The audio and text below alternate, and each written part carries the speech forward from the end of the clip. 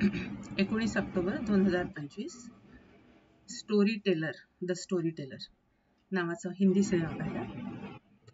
परेश रावल आहे मेन कॅरेक्टरमध्ये आणि बाकीची आहेत लोक ओळखीचे, नावं त्यांची माहित नाहीत कोणाचे. थोडक्यात हा जो परेश रावल असतो तो रिटायर्ड पर्सन असतो. कधीच तो एका नोकरीत टिकलेला नसतो आणि त्याला लोकांना गोष्टी सांगायच्या खूप आवड असते. त्याला वाचनाची खूप आवड असते आणि स्वतःच्या पण तो गोष्टी अशा बनवून सांगत असतो. पण त्याला टॅगोर साहित्य आणि इतरही म्हणजे साहित्य त्याचं वाचन भरपूर असतं थोडक्यात. तर एकदा आता रिटायरमेंट नंतर काय करायचं, तर एकदा एक जाहिरात येते. अहमदाबादच्या एका बिझनेसमॅनला एक स्टोरी टेलर पाहिजे असतो जो त्याला रोज स्टोरी सांगेल. तर सगळे घरातले इन्सिस्ट करतात की जा बघ म्हणे. मग हा जातो.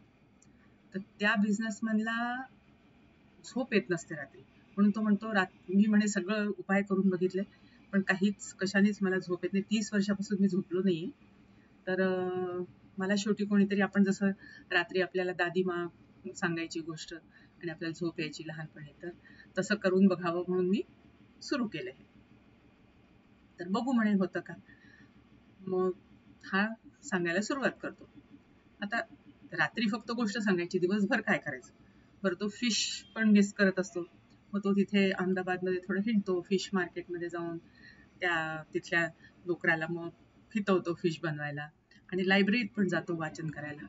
तर एकदा तो लायब्ररीत गेला असताना त्याला एका याच्यामध्ये आर्टिकलमध्ये फोटो आणि नाव गोरकी असं दिसतं आणि गोष्टी म्हणजे त्याच पाहिजेत गोष्टी म्हणून लोक मागायला आलेले असतात.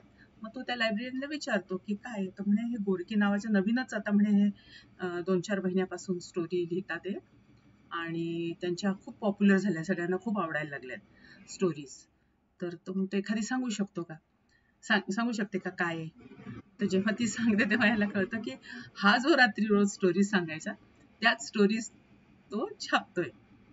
म्हणतो अरे हा चिटिंग करतोय आपल्याबरोबर. मग त्याला ते खूप फील पण होते.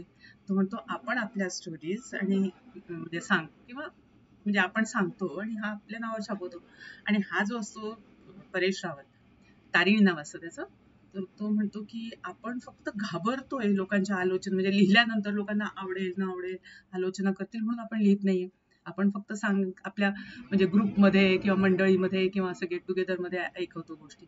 सगळ्यांना किती आवडतात पण आपण कधीच लिहिण्याचा प्रयत्न करत नाही. मग तो शेवटी हे करतो की म्हणजे त्याला ते पटत नाही शेवटी. आणि तो त्याला सांगतो की आता मी माझ्या मुलाकडे जाणार आहे अमेरिकेला, त्याच्यामुळे आणि तुमच्यावर काही त्याचा परिणामच होत नाही स्टोरीजचा, काही झोपता येतच नाही मला, ते असे फुकटचे पैसे घ्यायला की बरं वाटत नाही, तर मी चाललो. म्हणून तो परत येतो आणि ह्याचा मग दाखवलाय की त्या गरोडियाचा म्हणजे त्या बिझनेसमॅनचा सत्कार होतो चांगल्या याच्याकरता. पण त्या सत्कारामध्ये काही बंगालचे लोक आले असतात, म्हणजे कलकत्त्याचे, टागोरच्या याच्यातले. आणि मग ते त्याच्यानंतर भेटतात त्याला त्या सत्कारानंतर आणि त्याच्यावर केस केलेली असते की तुम्ही टागोर साहित्य चोरलंय. त्याच्या स्टोरीज आहेत त्या सगळ्या टागोर साहित्यावर बेस्ड आहेत. आणि मग तो त्या वकिलाशी हे करून वगैरे, म्हणजे ते काही दाखवलं नाही पण म्हणजे थोडक्यात त्याच्यावर मग केस काही होत नाही. आणि मग हा म्हणजे विचार करतो की मी आता असं प्रयत्न केला तर मला पण जमू शकतं स्टोरी लिहायला. आणि मग तो बसतो बिझनेसमॅन स्टोरी लिहायला. कोणाची, तर त्याच तारिणीची, म्हणजे त्या स्टोरी टेलरची आणि स्वतःची, म्हणजे पूर्ण बॅकग्राऊंड. आणि इकडे हा पण विचार करतो, तारिणी म्हणजे परेश रावल, की माझ्या स्टोरीज छापतात, लोकांना आवडतात आणि मीच का घाबरतोय. आता मी हिंमत करतो, म्हणजे माझं नाव तारिणी आहे म्हणजेच मी महिषासूर मर्दिनी आहे.